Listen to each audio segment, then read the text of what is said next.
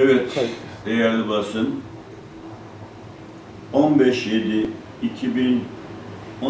tarihi günü itibariyle gece saat 10.30'da olan darbe kalkışmasından sonra Sayın Cumhurbaşkanımızın televizyonlar kanalıyla halkımızı bu darbe kalkışmasına karşı direniş için sokaklara çıkmasını emir etmişti. Tüm Türkiye genelinde tüm vatandaşımız, partili partisiz, bu millet bir bütün olarak bu haksız demokrasiye karşı yapılan darbeye büyük bir direnç gösterdi ve milyonlar sokaklara dökülmüştü.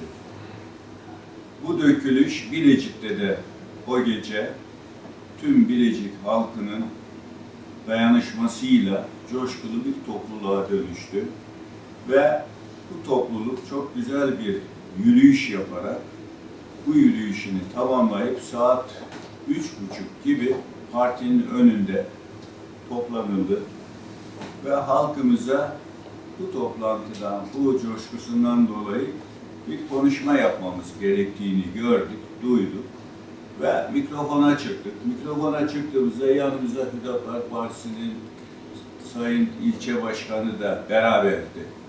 Hep birlikte bu coşkuyu tattık ve bunu organize ettik. Bu arada İlçe Emniyet Müdürümüz bizzati partiye gelerek çok önemli bir duyum alındığını, bunun milli istihbarat bilgisi olduğunu ve bu bilgiyi Vali Bey ve İl Emniyet Müdürü'nün kendilerine kanalize ettiğini, dolayısıyla burada Suruç üzerinden 200'e yakın terörist bir grubun geçtiğini, bunun bir grubunun da Bilecik'e yöneldiğini bize bilgi olarak verdi. Çok önemli bir duyum olduğunu, bu nedenle bir infial, bir toplu katliam olmaması için de bizden bu topluluğu dağıtmamızı söyledi. Ben tabii bu konuda İlçe Emniyet Müdürü'nün bilgisine muhakkak ki güvendim ama bir tedbir olarak ben Şanlıurfa İl Başkanımızı aradım. O gece saat herhalde 3.30'a yakındı. İl Başkanımıza durumu anlattım. Dedi ki bunun başkan bana 10 dakika müsaade et, ben görüşeyim sana döneyim denildi. Sayın Başkan 10 dakika sonra benimle görüştü. Dedi ki doğrudur, bu bilgi teyit edilmiştir. Milli istihbarat bilgisidir. Ve siz halkı bir infial, bir toplumsal katliam yaşamamamız için dağıtabilirsiniz.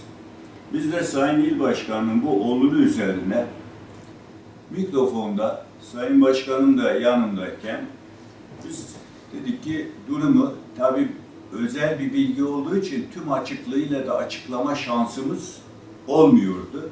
Ama halka söylediğimizde tabii halkımızın, bir gencimizin hatta biz ölürüz de buradan gitmeyiz ifadesi olduğunda ben de kendisine sizlerin ölüsü değil bize dirisi lazım arkadaşlar dedik. Ve bu olayın ciddi bir olay olduğunu, efendime söyleyeyim bunların bombalama veya silahlı tarama gibi bir olaya girdiğini, terörist bir olay olduğunu izah ettikse de insanlarımız tatmin oldu.